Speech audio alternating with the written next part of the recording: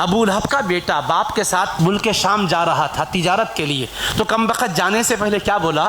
اب بھی میں آتا ہوں، محمد صلی اللہ علیہ وسلم کو جا کر ان کے رب کے بارے میں ایسی باتیں سناتا ہوں جس سے ان کا دل دکھے گا۔ تو حضور کے سامنے آ گیا اور اللہ کے خلاف حضور کے سامنے بولنے لگا۔ جب خدا کی بارگاہ کی گستاخی مصطفیٰ کے سامنے کھڑے ہو کر کی، حبیب کو تکلیف ہوئی، حبیب کی زبان سے نکلا اللہم سلط علیہ کلبا من کلابک، اے اللہ تیرے کتوں میں سے کسی کتے کو اس پر مسلط فرما دے۔ اور حبیب سے ایسی گستاخی کی، مصطفیٰ کی چادر کو کھینچ کر پھاڑ دیا، گستاخی کی۔ قلب مصطفیٰ دکھ گیا، حبیب کے قلب کو رنج پہنچا۔ حبیب نے کلمات کہے اللہم سلط علیہ کلبا من کلابک، اے اللہ اپنے درندوں میں سے کسی درندے کو اس پر مسلط کر دے۔ یہ پلٹ کر باپ کے پاس گیا، باپ نے کہا تو کیا بول کر آیا؟ اس نے کہا میں نے تو ان کے بارے میں ایسا ایسا بولا، ایسا ایسا کیا۔ انہوں نے کیا کیا؟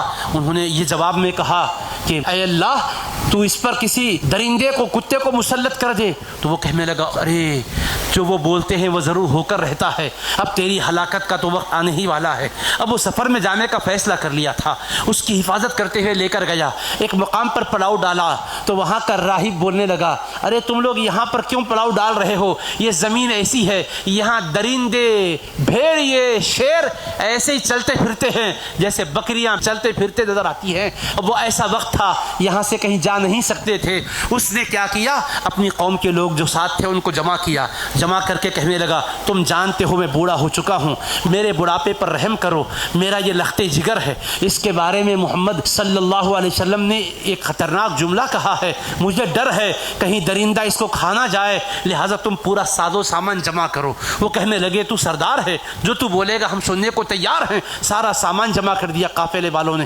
پورے سامان کا ڈھیر لگ گیا اور اونچا ایک تخت کی طرح اس کو بنا دیا۔ تو کہنے لگا میرے بیٹے کا بستر اس پر بچھاؤ۔ کہا ٹھیک ہے بچھاتے ہیں۔ اس پر بستر بچھا دیا، کہنے لگا میرے بیٹے کو اس پر سلا دو۔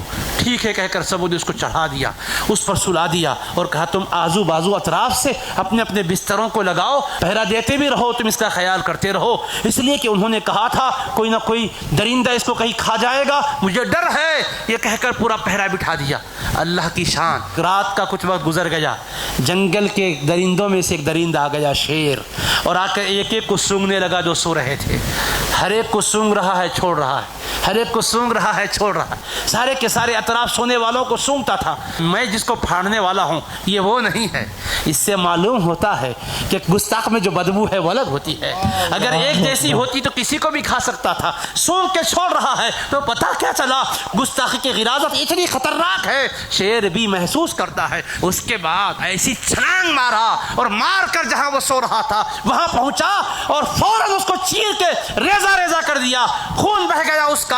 سب کی آنکھیں کھلی، حیران رہ گئے، اتنی حفاظت کا ہم نے انتظام کیا تھا، مگر گستاخ رسول کا انجام خدا دکھا کے بتایا ہے۔ میرے حبیب کا دل دکھانے والے سن، خدا کا قہر کب برسے گا تجھے نہیں معلوم، عذاب کا کوڑا کبھی بھی برس سکتا ہے۔ فصب علیہم ربک صوت عذاب ان ربک لبالمرصاد، مصطفیٰ آپ کا رب گھات میں ہے، آپ کے گستاخ پر اپنے عذاب کا کوڑا برسانا چاہتا ہے، کب برسانا ہے اس کو معلوم ہے حبیب، لیکن اس کو چھوڑے گا نہیں میرے مصطفیٰ۔ اللہ نے بتا دیا